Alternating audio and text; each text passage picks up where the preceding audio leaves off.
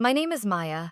I'm 54 years old, a single mother who once worked 3 jobs at the same time to raise my only daughter. I used to believe that love and sacrifice would be enough to keep her close. But at her own wedding, on a picturesque beach in Florida, I sat quietly in the very last row, while all eyes turned toward the radiant white wedding dress, and I was deliberately hidden away, like a scratch no one wanted to acknowledge. While guests were still raising their glasses in celebration, the groom-to-be Graham walked over, leaned down close to my ear, and whispered in a calculated tone, "Maya, if you really want to keep the title of mother of the bride, wire $75,000 or walk away. Nobody needs your burden anymore." I took a sip of wine, looked straight into his confident eyes, and replied calmly, "Do you really think I came here empty-handed?" 7 minutes later, the wedding descended into chaos. White envelopes were being passed around the venue, and I remained seated, not lifting a single finger. If it were you, what would you do when your own daughter and the man about to become your son-in-law pushed you out of their lives like an unwanted debt? Leave a comment below, hit like if you've ever been hurt by someone you love, and don't forget to subscribe to the channel so I can tell you the rest of this story. Because what happened next? None of them saw coming. I remember clearly the day my husband walked out the door, leaving me and our daughter standing in a tiny apartment whose walls hadn't even been repainted yet. Emily was only too young to understand the difference between a family and a fracture. He didn't say much, just one cold sentence, "I can't carry the two of you." I didn't cry that day. There was no time for tears with exactly $36 left in my wallet and a hungry little girl lying in her crib. People often ask me why I never looked for someone else, why I never remarried. I usually smile and say simply, I was busy living. Living meant getting to the diner by early morning for the opening shift, carrying trays to a dozen tables during peak hours, listening to customers complain about overcooked eggs or lukewarm coffee, then rushing off to do laundry at a shop in the next town. At night, if I had any strength left, I cleaned houses by the hour for wealthy families on the outskirts of Providence. Some nights I came home so numb from the knees down, I had to sit and catch my breath for 10 minutes before I could change out of my uniform that smelled like bleach. Emily grew up in a third-floor walk-up apartment where every time it rained hard, water leaked through the kitchen ceiling. I patched that leak with a plastic sheet and duct tape.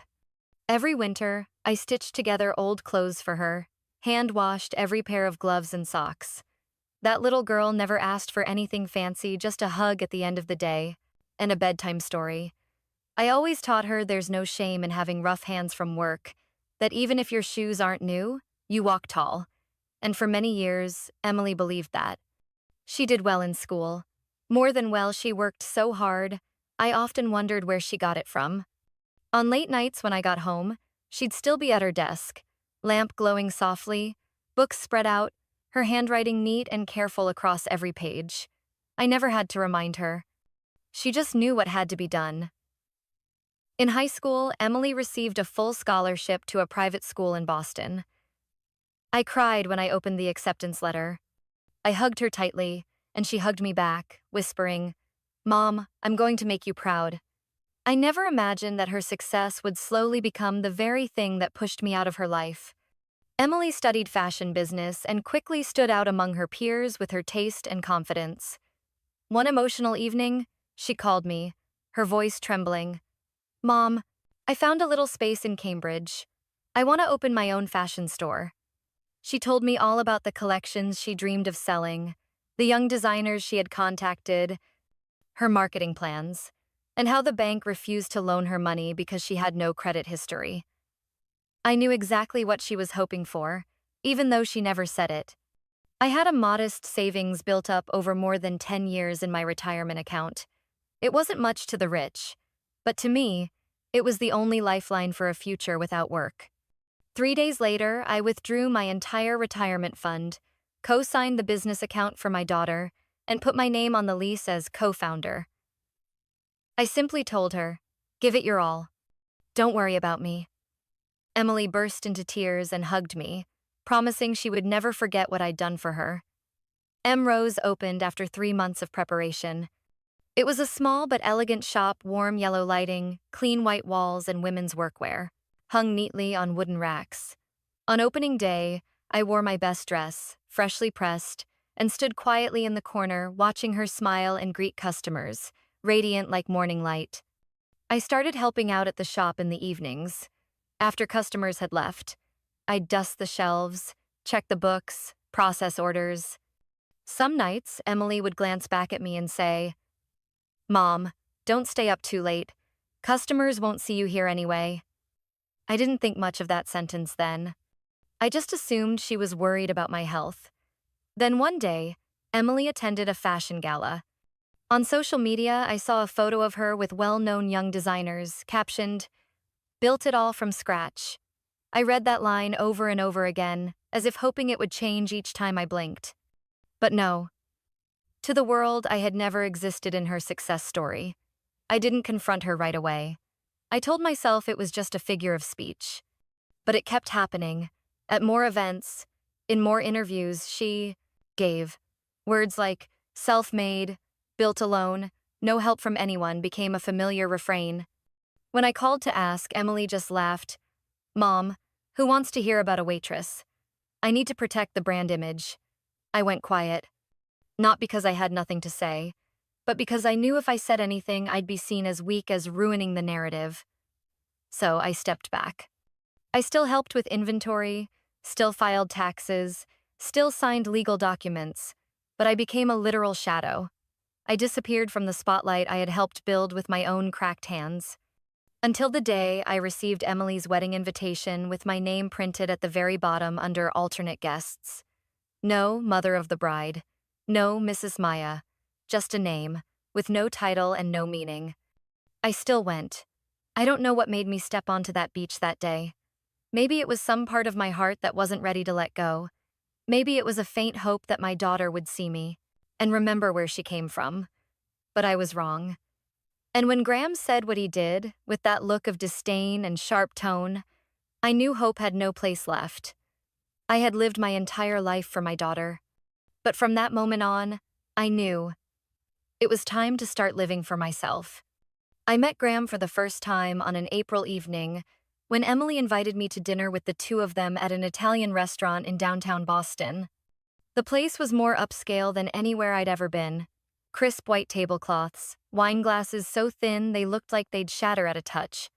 I wore my best champagne-colored dress, sat straighter than usual, and kept a polite smile on my face. Graham arrived 13 minutes late. He walked in confidently, light blue shirt perfectly pressed, just enough cuff showing to reveal a luxury watch. Emily leapt from her seat, lips red as roses, eyes sparkling. She wrapped her arms around him like they'd been apart for months. "Mom, this is Graham. Graham, this is my mom." Graham extended his hand, a smile practiced to perfection. "Pleasure to meet you, Miss Maya. Emily's told me so much about you." I shook his hand, feeling a grip just firm enough, cold just enough, like a contract had already been signed, and I was the last to be informed. Throughout the meal, Graham made pleasant conversation, asked about my work, about Emily as a child, about Boston in recent years. But every question came with an evaluating gaze, as if he were assessing my utility rather than trying to understand me as a person. "When she was a little girl, Emily used to arrange everything by color," I said. "I remember once she organized all the clothes in her drawer by shade, from light to dark. I'm not surprised she chose fashion." Graham smiled. "Organizational habits are a business asset. You've got strong genes, Emily." I let out a soft laugh, unsure whether it was meant as a compliment or just another way of reminding me that I was merely part of the legacy he was calculating how to leverage. After dinner, Graham paid the bill by sliding his platinum card through the machine without even glancing at the total. He pulled out Emily's chair, then turned to me with a quick look. "Would you like me to call a car for you, Miss Maya?" "No need," I replied. "I enjoy walking home. Walking through this area at this hour can be a bit quiet," he said, smiling with his mouth but not his eyes. It was just something to say to sound polite. That night when I got home, I took off my shoes and sat on the edge of my bed, my heart tangled in worry and disappointment. I've met many people in my life, from high-end clients to wealthy bosses. But something in Graham's eyes made it hard for me to breathe easily. There was a silent kind of power that radiated from him, not the kind that commands respect, the kind that makes you cautious. Emily was different. Her whole face lit up whenever she talked about him. After that dinner, our phone calls became shorter. Emily was always busy, always on the way somewhere with Graham, or getting ready for a meeting with a new investor Graham introduced.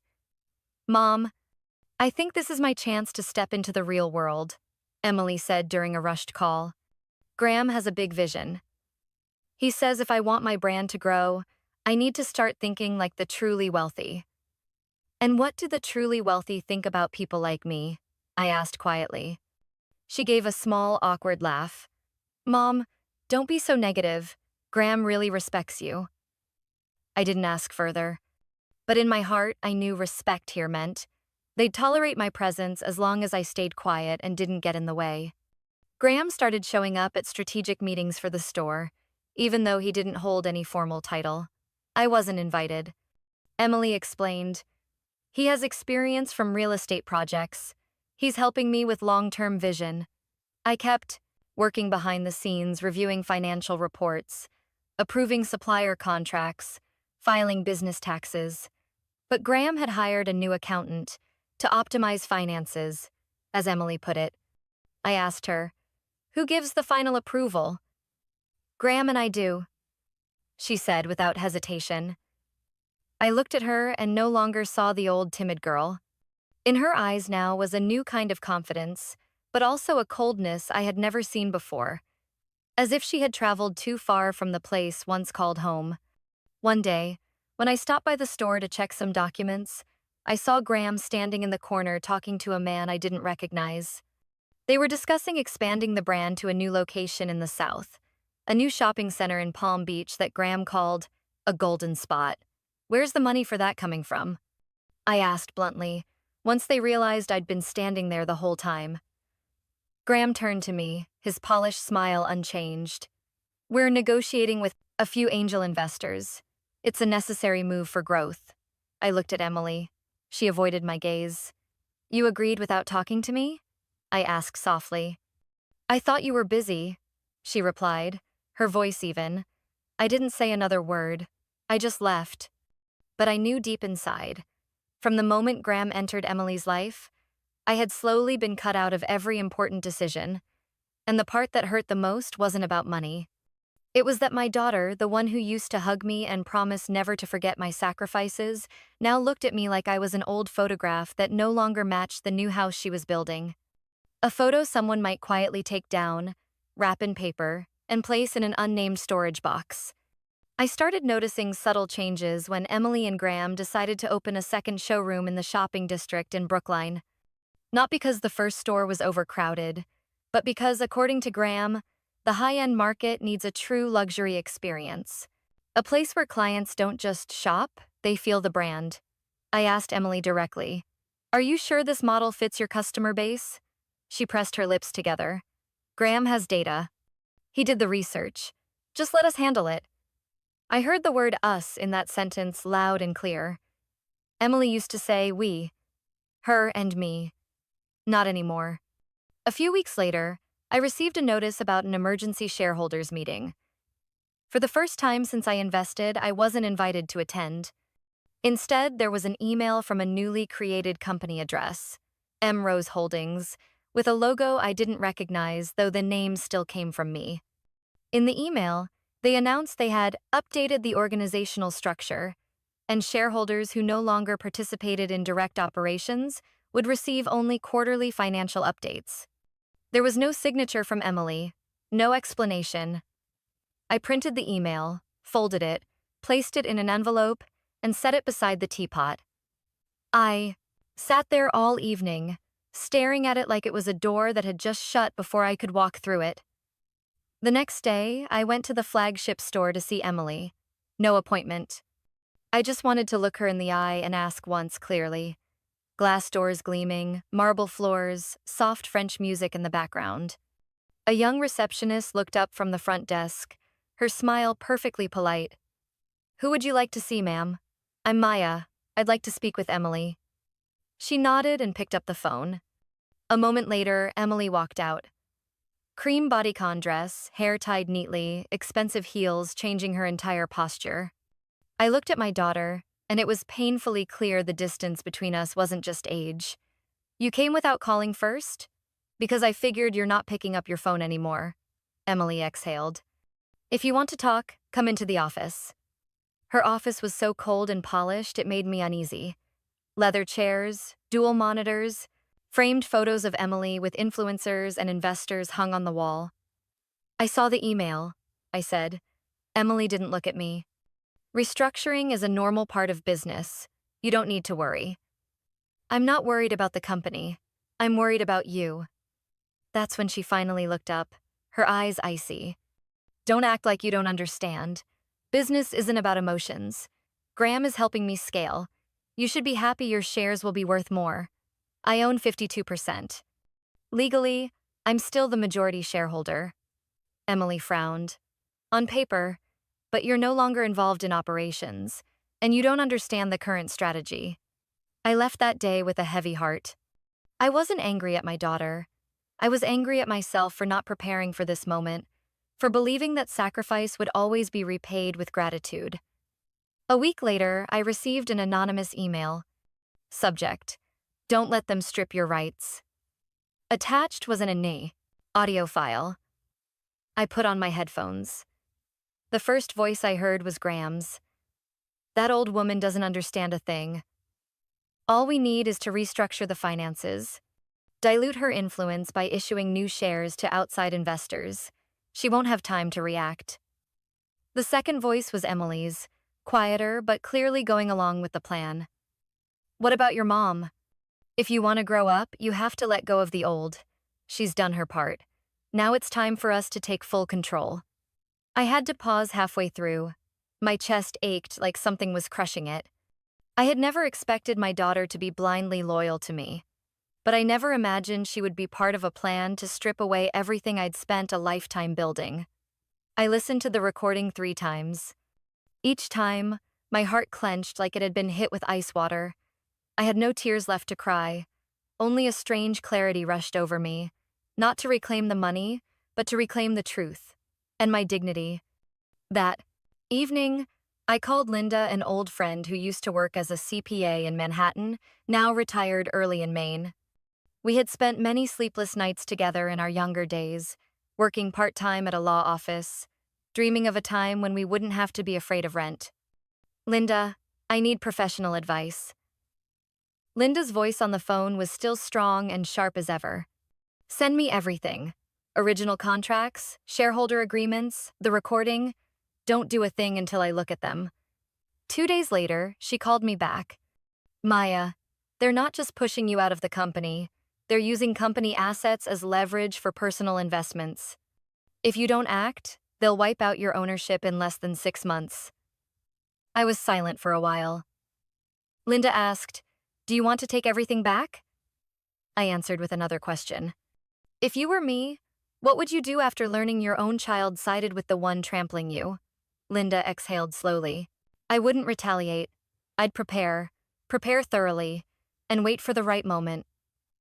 I nodded, even though I knew she couldn't see it, but I understood, and I began to prepare, quietly, carefully, without anyone knowing. I may have been written out of their story. The wedding announcement reached me in a 3-line email. No subject, no congratulations. Not even the word mom. It was sent by Emily's personal assistant, signed, Best regards, Madison, Executive Coordinator. The email read like a final invoice. The wedding of Emily Foster and Graham Harrington will take place on June 15th at Key West Resort and Marina. Additional guest pass attached as a PDF. Kindly confirm attendance. I read it 3 times. No invitation, no photos, no emotion to suggest that the child I once held through harsh winters was now stepping into a new life. I didn't feel anger or sadness. Just a hollow emptiness, like I had been lumped into the same category as the logistics team. 3 days later, I stood inside the small apartment where I used to help Emily sort her books every end of the month because she still fumbled with business tax deductions. Emily wasn't home, only Madison hunched over her laptop at the work desk. Emily asked me to leave the May accounting documents for you to sign, Madison said, handing me a neatly clipped stack of papers, her voice laced with unease. She was a sweet girl, with expressive eyes and a warm tone that always called me Miss Maya. I set down my handbag, pulled a pen from my wallet, ready to sign as usual, when a cream-colored file slipped out from under the stack. Maybe Madison hadn't noticed, or maybe someone had intentionally tucked it in. The cover page was printed in bold type, the same font as Emrose's internal memos. Piece 3, complete transfer of control post-wedding. I froze for a moment before bending down to pick it up. The air seemed to still around me. My hands trembled, slightly as I flipped through the pages, eyes scanning each bullet point like I was reading my own indictment. Transfer full operational control to Graham Harrington via parent company HH DevCo. Eliminate non-active shareholder, Grace Maya Foster, from the board using the "we're structuring by interest dilution" clause. Reorganize staff. Terminate employees closely aligned with Maya post-wedding. Submit proposal for senior care admission at Sarasota, Florida, Safe Horizons Living Residence. Execution timeline, 3 weeks after the wedding. I couldn't breathe. I closed the file, my hand gripping the cover like I was clinging to a bitter truth I still didn't want to believe. I had suspected, but I hadn't thought Emily was this deeply involved. When I looked up, Madison was standing silently by the kitchen doorway, pale-faced. You weren't supposed to see that," she stammered. I looked her straight in the eyes. "Do you know everything that's going on?" Madison shook her head, eyes brimming. "I just follow assignments. But I didn't think they actually meant to go through with it. I'm so sorry, Miss Maya." I slowly tucked the file into my bag, my hands no longer shaking. Just a cold, alert calm. I placed a hand gently on Madison's shoulder. "You don't have to say anything else. From here, I'll handle everything." I left the apartment without looking back. On the way home, I pulled over on a quiet street, opened my phone, and called Linda. "Linda, I found their plan. They're transferring the entire company to Graham after the wedding. And they're planning to put me in a care facility." There was silence on the other end. Then Linda's voice came low. "I figured you suspected, but maybe still hoped Emily wasn't involved." "Her name is on the plan," I said softly. "There's no room for misinterpretation now." Linda let out a long breath. "Then we're out of time. We start today." That whole night, I sat at my kitchen table with Linda on Zoom. We scanned every document, reviewed every clause in the shareholder agreement. "Good thing you still hold 52% and never signed the voluntary withdrawal clause," Linda said. "We can launch a shareholder protection process and activate internal audit rights. But you must stay silent. No reaction." I nodded. "I won't react. I'll prepare." Linda paused, then asked, "Are you still planning to attend the wedding?" I looked at my reflection on the screen. A woman with streaks of gray in her hair, tired eyes from too many sleepless nights. I never wore a wedding dress. No one ever knelt to give me a ring. But I had lived every single day with all the love and strength a person could give to those they loved. I gave a faint smile. "I'll be there. And I'll wear my best." 3 days later, I received a white lacquered wooden box, my name engraved in the bottom corner of the Y lid. Inside was the official wedding invitation. Embossed cardstock, ivory tone, printed with the names Emily and Graham, and the words, "Honoring the guest of honor, mother of the bride," printed in small silver letters at the bottom. Table 22, behind the stage, near catering. I folded the invitation and gently placed it in the drawer. I wasn't surprised. They probably wanted me hidden behind the stage, out of sight. But they forgot one thing. I was the one who laid every brick of that stage, and I never left my seat. I was just waiting for the right moment. I returned to Boston after a short trip to Portland, where Linda introduced me to an old acquaintance of hers, a former corporate restructuring legal expert. His name was Franklin Myers. a small-built man with a head full of white hair and eyes sharp as a scalpel. When I stepped into his oak-paneled office, Franklin didn't ask many questions. He simply handed me a blank sheet of paper and said, "Write down 3 things you want to protect at all costs." I didn't need time to think. I wrote, my shares, my name, and the truth. He nodded, carefully folded the sheet, and slid it into a legal envelope. "Then you'll need to step back, stay quiet, and follow every step I give you." Over the next 3 weeks, I spent most of my time inside my small apartment, turning the dining area into a war room. I plugged in the old printer I bought at a flea market and reconstructed the entire legal framework of Emrose from the early days, combing through every contract, every financial statement I had kept since the very beginning. Crumpled printouts from 2017 suddenly felt more alive than ever. I formed a new holding company, Cypress One LLC. Linda was listed as co-founder, but I retained 100% voting control in the initial phase. Through legally valid transfer clauses, I slowly shifted most of the shares I held in Emrose into Cypress One. On paper, I was still the original shareholder. But control now belonged to a legal entity none of them could touch. Linda said, "That's the shield, but you still need a sword." I understood what she meant. Graham had experience. He never used his real name to do something illegal. But I was no longer the woman they thought only knew how to mop floors. I reached out to someone I once helped in the past, Calvin. He used to be a financial assistant for a luxury hotel chain in Tampa. One evening, I invited Calvin to dinner at a small restaurant in Brookline. When I brought up the name Graham Harrington and the Haven Lakeside property project in Tampa, his brows furrowed. "You're saying Graham's involved in that project?" Calvin asked, lowering his voice. "I don't have proof yet, but I need to confirm whether Emrose money was funneled into that project." Calvin sat still for a moment, then pulled out his phone and sent a message. 10 minutes later, he returned to me. "I have a friend who was on the audit team before the project fell apart. I'll reach out." 3 days later, Calvin sent me a cleaned-up packet of documents, including a cash flow chart and funding sources for the Haven Lakeside project. It showed an investment of exactly $200,000 from a business account under the name Emrose Ventures LLC, a subsidiary I had never approved or signed into existence.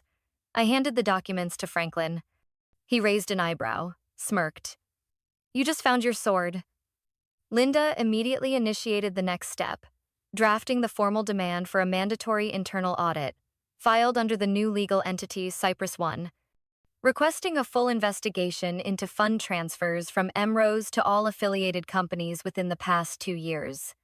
Under Massachusetts corporate law, this was a lawful demand from a shareholder holding over 50% of the voting shares.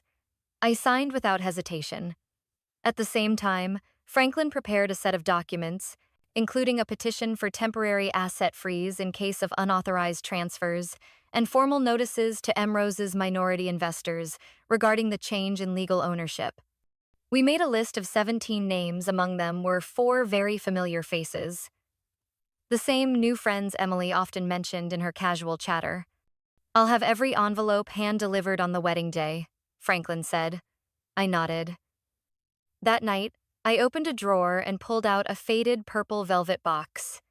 Inside was a silver hair clip, a birthday gift I had bought Emily when she turned 16. I had worked 10 nights of extra shifts to afford it. Emily wore it on her high school graduation day. Now it lay quietly here, replaced by expensive jewelry Graham had given her. But I kept it, not for its value, but for its memory, because memory is the one thing they can never take from me. The next morning, Linda arrived carrying a thick folder over 100 pages long containing the entire set of documents to be sent out at the most critical moment of the wedding. "Are you sure you want to do this at the wedding?" she asked, her tone serious. I looked her straight in the eyes. "I'm not destroying my daughter's wedding. They already turned it into a brutal power transfer agreement. I'm just signing my last line." Linda didn't say more. She only gave my hand a firm squeeze. "Then it's time to bring out your best dress, Maya. You'll need to look like a lady of stature, so they'll know who you are." I smiled slowly. I won't wear black or gray. I'll wear blue, the color of the ocean, the color of freedom. Key West Resort gleamed from the entrance gates. White orchid baskets lined the path from the reception hall all the way to the beach. Silk tablecloths shimmered like water, chairs wrapped in silver gray velvet. Sunlight sparkled off perfectly aligned champagne flutes arranged in spirals. Beyond it all, the ocean stretched endlessly, brilliant, blue, as if this day existed only to honor the two young people on that wedding stage. I stepped out of the car in a modest blue dress with a gentle V neckline, paired with cream-colored low heels I had carefully polished the night before. Linda walked beside me, holding a white envelope that read, "Open only at the right moment." She said nothing, just briefly squeezed my hand when the hotel staff asked for our names and escorted us to the guest area. My table was tucked near the auxiliary kitchen, right beside the server's walkway. The stainless steel doors swung open and shut repeatedly, letting in the smell of cooking oil and the clatter of pans, drowning out the soft music outside. My name card was printed wrong, misspelled entirely. No flowers, no wine, just an already open bottle of water and a napkin folded the wrong way. I wasn't angry. I simply nodded at the server and pulled out the chair. I sat there quietly, watching Graham's relatives file in one by one, tailored suits, elegant evening gowns. None of them looked my way. No one came to greet me. The same people who once shook my hand at Emily's engagement party now acted like I never existed. Emily was the last to appear, arm in arm with Graham, her wedding gown a masterpiece of design. Her golden hair swept up in a soft bun, a few strands dancing in the sea breeze. Her eyes brushed past me. No pause, no smile, no flicker of recognition, just a chill, like I was a nameless stranger in the crowd. After the initial ceremony, guests were invited to the outdoor dining area.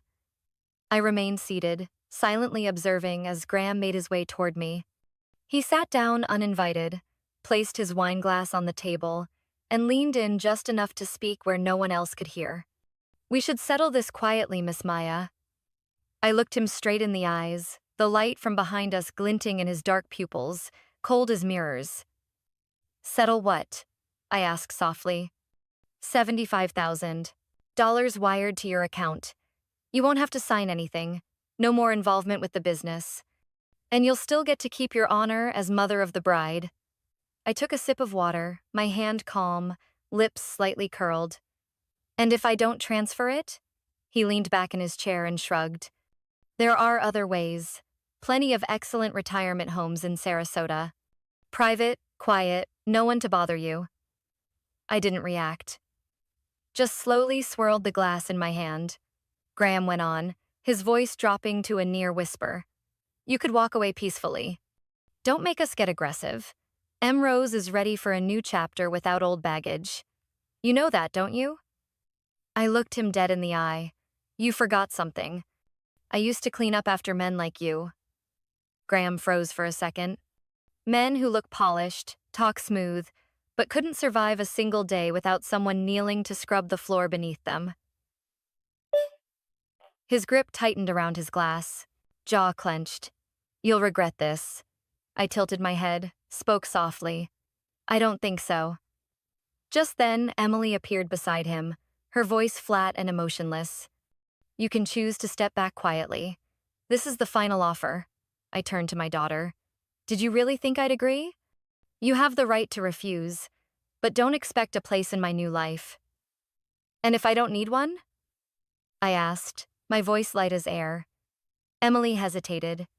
I saw her lips pressed together, like she was holding something back. Maybe Graham hadn't warned her that I might respond this way. "We've moved past you." Graham cut in. "You should learn to accept that." I nodded. "Then let's see how it goes." I stood, gently brushed off my dress like I'd just finished a quiet ceremony. Linda was already waiting on the far end of the courtyard. As I walked toward her, she simply nodded and handed me the white envelope just as promised. At that same moment, the event staff began dispersing identical envelopes, each person holding 3, spreading throughout the venue. Franklin, dressed in a gray suit, appeared near the main table where Graham's parents sat.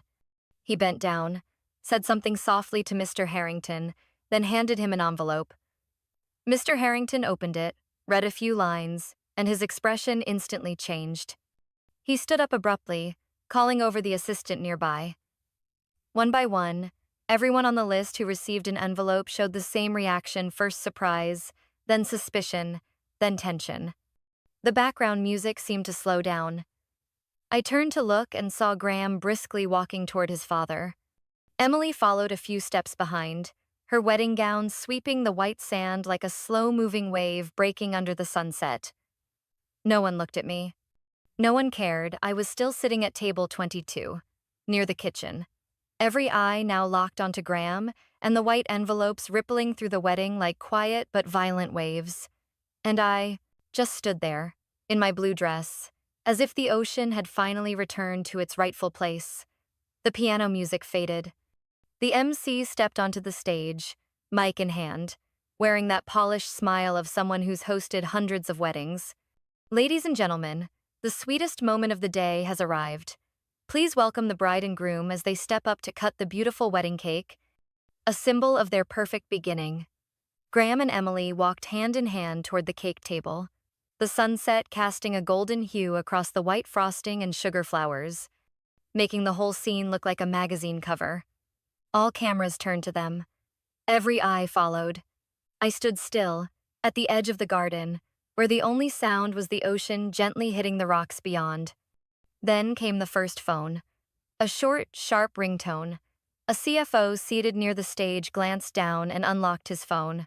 Then another. Then a third. Within 30 seconds, nearly every guest in the strategic partners group received an email. A wave of notifications from the company's central system sent under a new legal entity, Cypress One LLC. The subject line read, "Temporary freeze of executive accounts at Emrose and affiliates. Internal audit initiated. Emergency shareholders meeting called." The content was brief, direct. According to Clause 3 of the shareholding agreement dated February 15, 2017, between Grace Maya Foster and all related parties, due to detected unauthorized transfers from Emrose to external entities, temporary executive control shall be held by Cypress One, effective immediately. All major financial transactions are frozen. All assets in current transfer are to be provisionally reclaimed for auditing and investigation. A glass shattered quietly somewhere as someone dropped their wine. My eyes scanned the faces, tracking their first reactions: shock, disbelief, then worry. Some guests pulled out their phones, making urgent calls. Others stood and moved quickly toward private areas. The atmosphere shifted suddenly, sharply, like a season changing without warning. Meanwhile, Franklin's legal team completed their task in silence. Each envelope was delivered precisely, without delay. One was handed directly to Mr. Harrington, Graham's father, as he lifted his wineglass. He opened the letter, read barely half a page, and his face darkened. He turned sharply toward his son, lips pressed so tight they looked ready to burst. Graham was still smiling at the cameras, one hand holding the cake knife, the other wrapped gently around Emily's waist. He didn't know yet, until the MC received his envelope. It was one Franklin had delivered personally. The MC opened it on stage, probably thinking it was a last-minute script update. But then, he froze, eyes widening, hands gripping the paper. The mic was still on, and the crowd could hear every sharp breath. "Ladies and gentlemen, I'm sorry. I need a moment," the MC said, voice shaky, then stepped down from the stage. Graham turned, frowning in confusion. An event staffer rushed up and whispered something in his ear. He dropped the knife, pulled out his phone. Within seconds, I saw Graham's phone light up with messages. Each one made his face change. Then the second phone rang. He turned to Emily and whispered something. She nodded, trembling. Just then, Mr. Harrington stormed in from the VIP section. He didn't wait for silence, didn't bother with etiquette. Standing in front of Graham, he slammed the envelope down on the cake table, voice low but crystal clear. You used company assets to cover losses at Haven Tampa? You funneled $200,000 through your wife's boutique without board approval? Graham went pale. Emily stepped back. The cameras were still rolling, but no one dared press the shutter. I'll handle this, Dad, Graham said quietly. No, you won't handle anything. As of this moment, you are no longer authorized to represent the Harrington family in any business matter. He turned to Emily. Did you know? Emily opened her mouth, but no words came. She looked at me, her eyes found mine. No anger, no coldness, just shock, then fear. I stepped forward from behind the flower arch. The last golden light of the day touched my shoulder. Emily rushed toward me. Mom, what is this? What are you doing? I looked at her, my eyes calm, as if I were speaking something that had long been written in stone. I'm protecting the life I traded everything to build. You're destroying it, she whispered, lips trembling. You're tearing everything apart. No. I'm stopping you from losing yourself. Graham cut in, his voice sharp like a blade. You have no right. I looked him straight in the eye. I own 52% of the shares, and I've transferred them entirely to a new entity. Cypress One is now the legal owner of M. Rose, and I'm the one who signed the authorization to initiate the internal investigation. Emily took another step back, her face pale. Mom. I've stayed silent too long, Emily. My voice was steady, not raised. I let you choose, I let you walk your own path, but you let someone else take your hand without realizing where they were leading you. I didn't know Graham was doing all that, Emily whispered. But you stayed silent when he said he'd put me in a nursing home, I replied. Silent when they transferred ownership of the company I built. Silent when I was seated near the kitchen at your own wedding. Silence is a choice too, Emily. And that choice comes with a price. I looked at her again, closely, as if trying to find the little girl who once held my hand running through the first summer rain, singing the alphabet song with joy. But the sea breeze brushed past, carrying a feeling I couldn't quite name. Maybe it was regret, maybe it was release. I turned away, slowly. Behind me, the crowd murmured like an undertow, but I didn't need to look back. I didn't need applause. I didn't need anyone's recognition. I only needed one thing, that I stood up, at the right time, in the right way, with the right integrity, and that I didn't let silence turn me into a ghost in the very story I had written from the first page. Emily chased after me through the now unraveling crowd, her wedding dress stained with a streak of white frosting from the cake someone had knocked over in a panic. The whispers rose like crashing waves, echoing in my ears and then fading. I heard her voice, hoarse and panicked, cutting through the noise. Mom, you're destroying everything I have. What are you doing? Do you know how many people just turned their backs on me because of you? I turned around and looked directly at the face of the daughter I had spent my entire youth lifting up. Her makeup was smudged, her eyes wide, with fear nothing like the little girl who once stood before a mirror practicing the words, I love you, Mommy, with such innocent pride. I'm not destroying anything, I said slowly. I'm reclaiming what was mine to begin with. And you, I looked deep into Emily's eyes. You need to learn to call things by their real names. Emily was speechless, her hands clutching the hem of her dress as if trying to hold something from breaking apart. I never meant for it to go this far. I thought you didn't need those things anymore. You said all you needed was me. I nodded gently. That's true. I once believed that. But what you gave me wasn't love anymore. It was forgetting. And shame. Graham stepped in between us, his face no longer confident, but tight and furious like an animal cornered. His voice dropped, each word crisp. You think you've won? A few documents, some emails, you think that's enough? You have no idea who. You just crossed. I didn't flinch. My gaze didn't leave his. Then, let's see who calls you first after this, I said quietly. Me or your father? Graham's face went pale. I saw his eyes flicker, like glass cracking under pressure. He stepped back, glancing around as if searching for support in the crowd, but all the familiar faces had turned away, avoiding his gaze. Mister. Harrington stood not far off, arms crossed, watching his son coldly, as if reassessing the entire value of a failed investment. And Emily, seeing her father-in-law withdraw, could only cry out in desperation. "Graham, do something. Say something." "Not now," he muttered, then turned back to me. "You think you can hold on to this company for long? No one wants to do business with an old woman who lives on bitterness." I tilted my head slightly, smiled faintly. "I don't live on bitterness. I live on truth. You live on borrowed reputations and empty promises."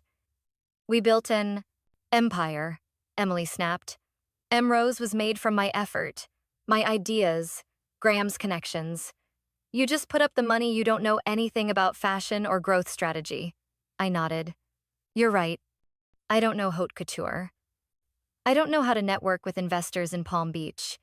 But I understand every number in a quarterly report. I know which cash flow line is in the red. And I know exactly who transferred $200,000 from the company account into the Haven Tampa project without approval." Emily took a step back, her eyes filled with suspicion. "You were tracking me?" I didn't answer right away. I walked over to a side table where Linda was waiting. She handed me a file I had signed 2 days ago. The formal decision to convene the board, the freeze on internal asset transfers, and the suspension of Emily's CEO title until the financial audit was complete. I placed the file down on a nearby table, then looked at my daughter. "It's not that I was tracking you, it's that I'm not as naive as you thought." Graham turned to Emily, urgency in his voice. "You didn't sign anything, right? Nothing with your approval on share division?" Emily shook her head, confused. "No, but I think I signed something earlier this year. When Mom sent that addendum from Linda." Graham clenched his fists. "Damn it. That was the temporary voting rights transfer form." I responded softly. "Exactly." Emily collapsed onto a chair, hands covering her face, a small sob escaping into the thick air, heavy with the weight of 100 eyes watching. "I never meant to hurt you," I said, my voice gentler now. "But I can't let you become another version of the man who left us." "I'm not my father," Emily cried, tears streaming down her face. "But you're repeating his choices," I replied.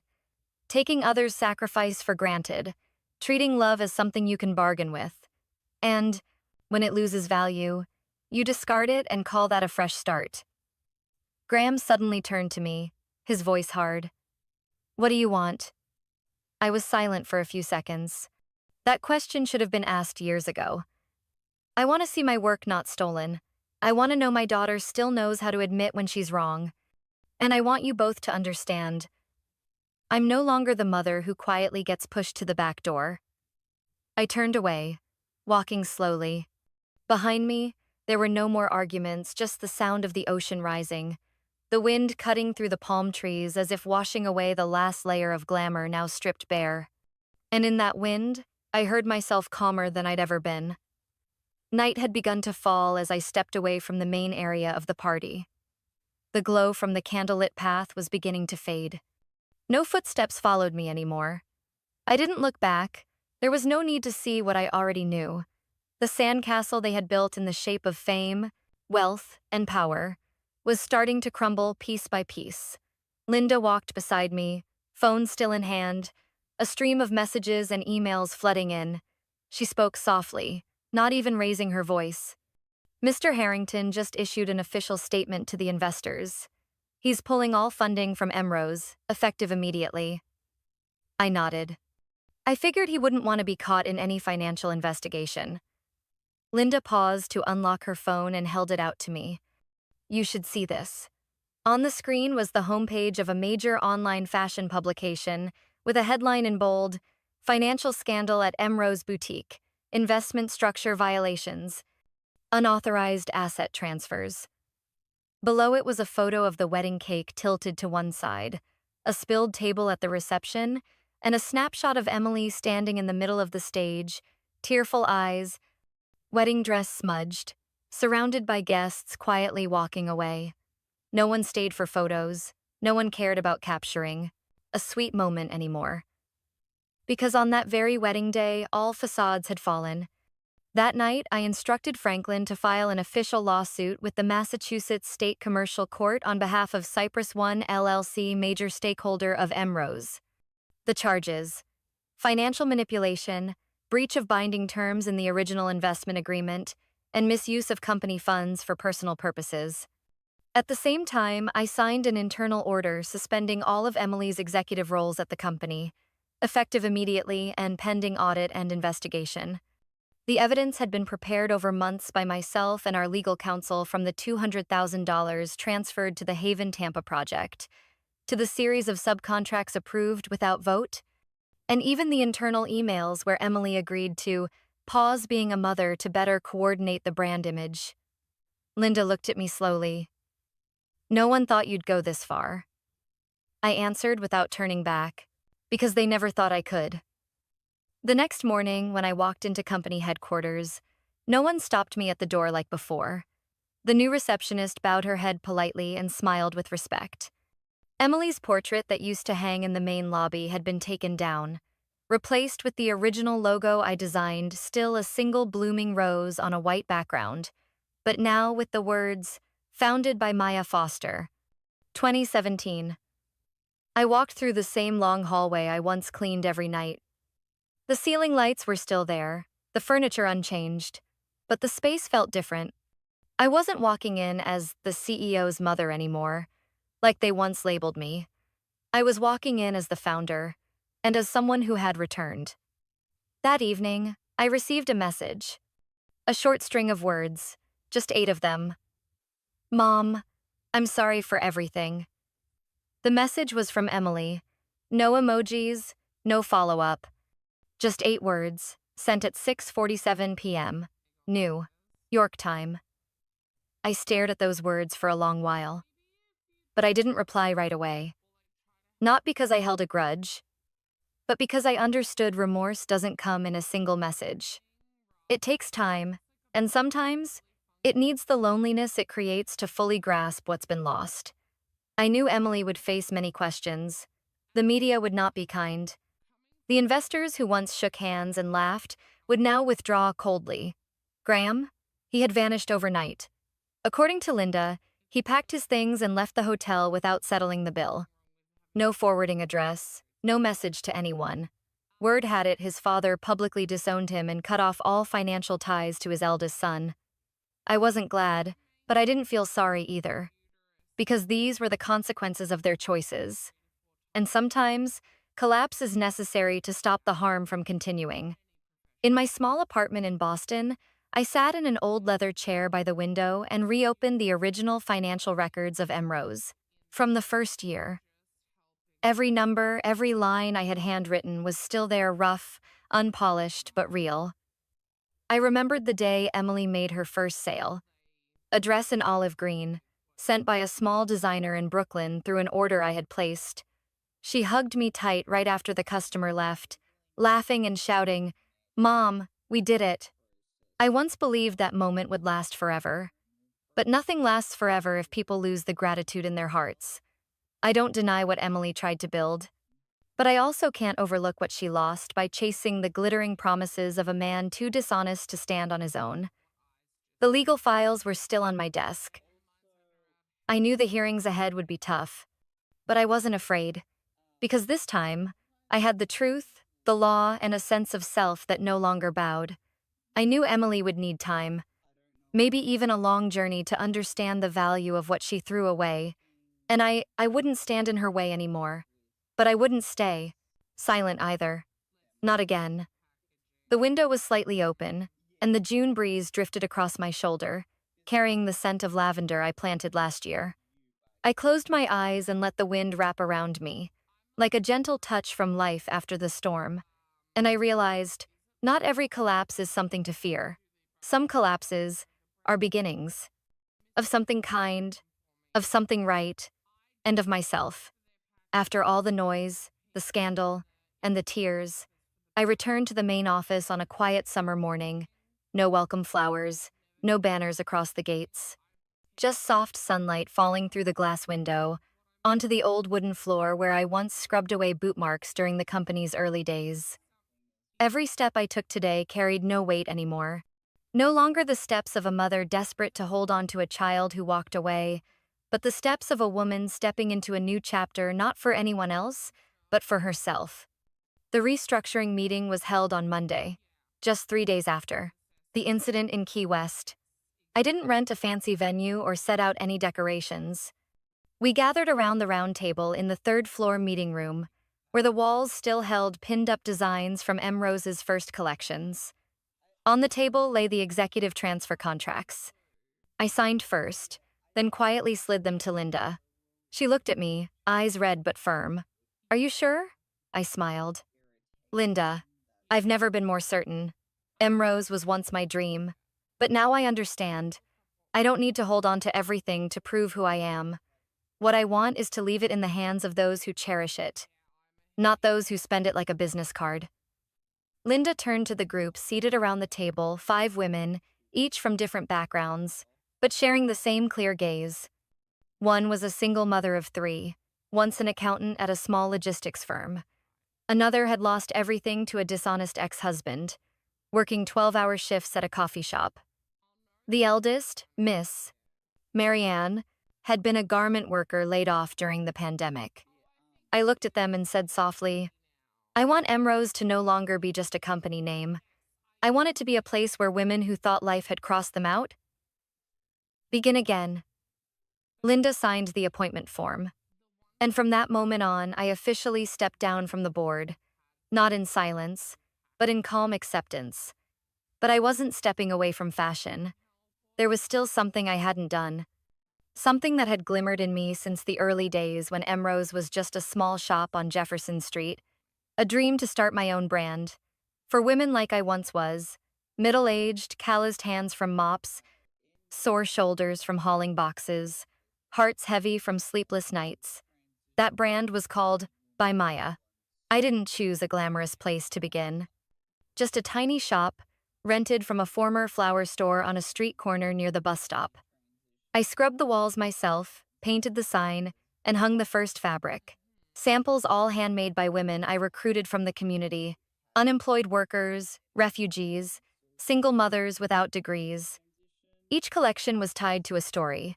The second winter coat from Elena, a 60-year-old mom who once lived in a truck in New Mexico, or the still alive, still beautiful linen dress by Kay, who lost a finger in a factory accident.